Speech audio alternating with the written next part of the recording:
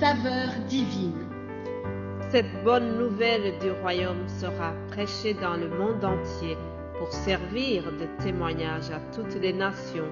Alors viendra la fin. Ce pain céleste vous est présenté par Immaculée Niraneza. Je vous salue, très chers amis, frères et sœurs qui écoutez cette émission Saveur divine. Que la paix de notre Seigneur soit avec vous. Je remercie Dieu pour le souffle de vie ce matin. J'espère que vous allez bien là où vous vous trouvez. Ma prière pour vous, c'est que vous soyez tous en bonne santé spirituelle et physique. Je prie que nous soyons vraiment des nouvelles créatures qui sont dignes de la repentance, que nous puissions ressembler aux enfants de Christ, que nous puissions avoir le même cœur que celui de Christ.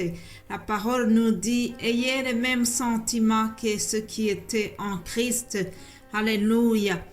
Oui, nous devons refléter la personne de Jésus. C'est ça qui montre que nous avons vraiment reçu Jésus-Christ dans notre cœur. Alléluia. L'apôtre Jean-Baptiste le disait à son public. Il leur a dit, produisez donc des fruits dignes de la repentance et ne prétendez pas dire en vous-même, nous avons Abraham pour père. Car je vous déclare que de ces pierres, Dieu peut susciter des enfants à Abraham. Voilà, donc Jean-Baptiste, en quelque sorte, leur disait que s'ils ont reçu Jésus-Christ, s'ils sont devenus de nouvelles créations en Christ, ils doivent le manifester par les fruits dignes de la repentance.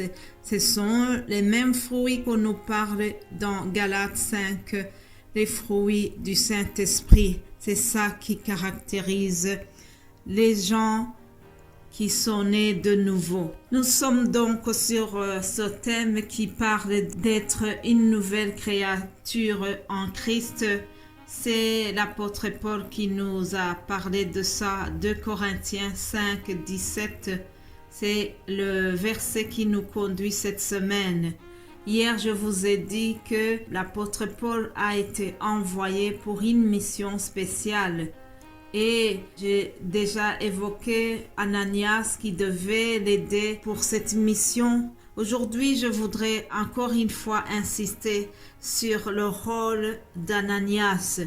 Mais avant cela, je fais rapidement un rappel de ce qu'on a vu déjà. C'est que après la vision que Paul a eue, il y a eu la perte de la vue, puis comme il ne voyait pas, comme il était devenu aveugle, les gens qui étaient avec lui l'ont conduit à Damas. Il est resté là-bas 3 jours.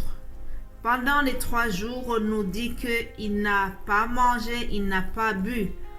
Ah oui, chers amis, en quelque sorte, il a eu les 3 jours de jeûne et prière.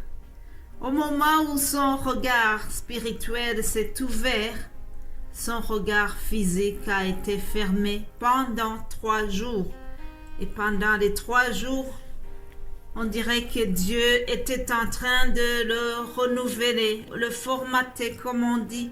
Ah oui, il a été transformé complètement.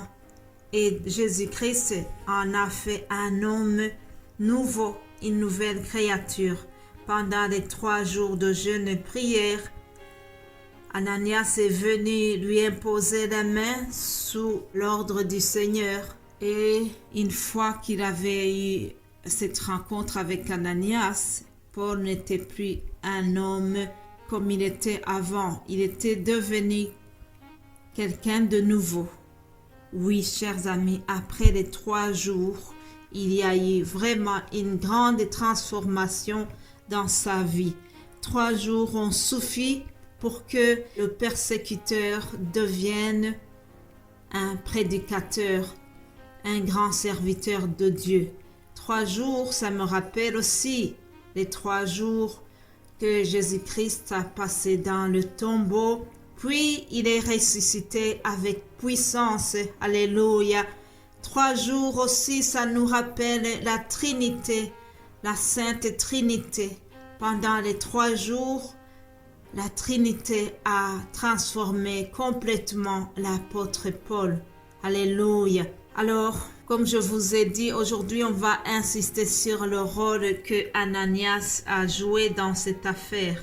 Rappelez-nous que lorsque Jésus-Christ l'a envoyé pour imposer les mains à Paul, Ananias a d'abord voulu refuser parce qu'il se méfiait de Saul. Il a donné comme prétexte à Jésus en lui disant « Seigneur, j'ai appris de plusieurs personnes tout le mal que cet homme a fait au sein de Jérusalem. » Autrement dit, il lui disait « Tu es en train de m'envoyer vers un bourreau de tes amis. » Donc, comme pour dire à Jésus « Tu te trompes.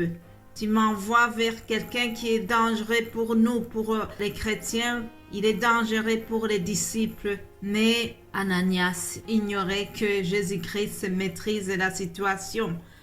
Il faut retenir 2 leçons sur Ananias. Ce que j'ai appris vraiment, c'est que Dieu peut utiliser même le plus anonyme de la communauté. Vous savez, Ananias était un chrétien ordinaire. Il n'était pas dans le conseil des anciens, ni dans la chorale.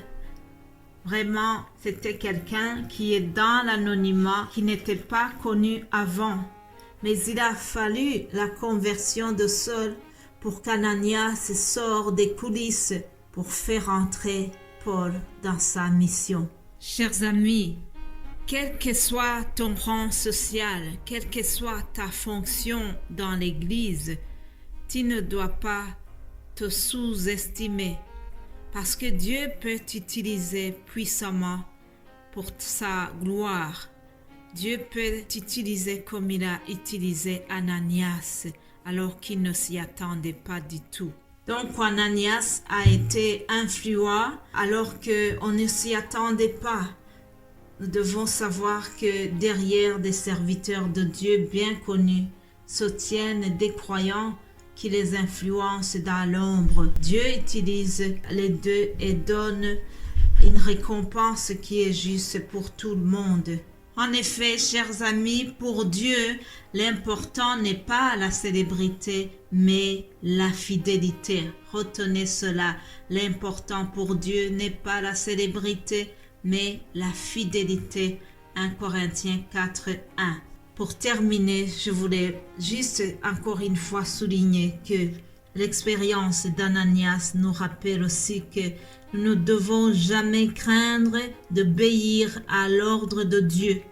Ananias a commencé par discuter avec le Seigneur en lui donnant de bonnes raisons de ne pas se rendre auprès de Saul. Mais Dieu contrôlait la situation et Ananias a obéi finalement par la foi. Quand Dieu ordonne, nous devons nous rappeler qu'il maîtrise tous les paramètres et que sa volonté est parfaite, sa volonté est toujours préférable. Alléluia. Quand Dieu ordonne, nous devons obéir. Alors, c'est sur ce point que je m'arrête ici. Nous allons continuer demain. Je vous souhaite vraiment de continuer à lire ces chapitres. C'est très intéressant. Que Dieu continue à nous édifier ensemble. La parole de Dieu est riche. Alléluia. Soyez bénis au nom de Jésus-Christ. Amen. Amen.